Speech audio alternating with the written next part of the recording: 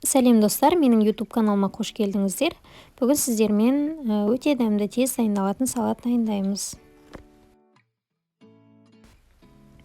Ол үшін бізге керегі пісірілген картошка, сәбіз, жұмыртқа және де тауықтың төс етін керек болады, және де сосиска.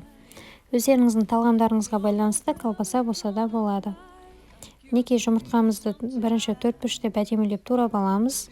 Сәбізімізді де тураймыз тура осылай.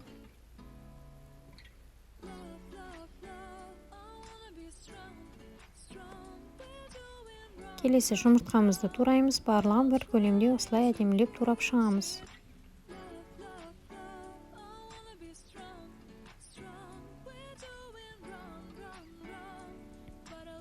Мінекей алдын ала дайындап суытып алған тауығымыздың төс етінде осы көлемде тураймыз.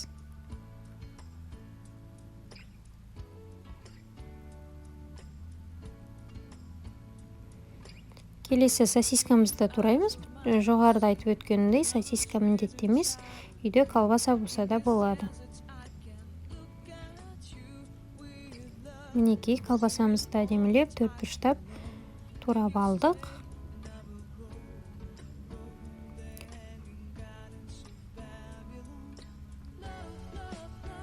Мінекей барлық туралған тамақтарымызды бір ыдысқа жинадық. Үстінен жасыл бұрыш қосамыз. Жасыл бұршақ қосамыз. Оның үстіне татымына қарай тұз саламыз. Және де оның үстіне майонез қосып жақсылап тұрып араластырамыз.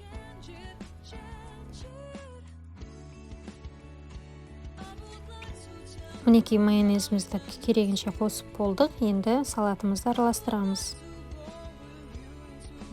Жақсылап араластырамыз. Тұзды барлығы сіңуі керек.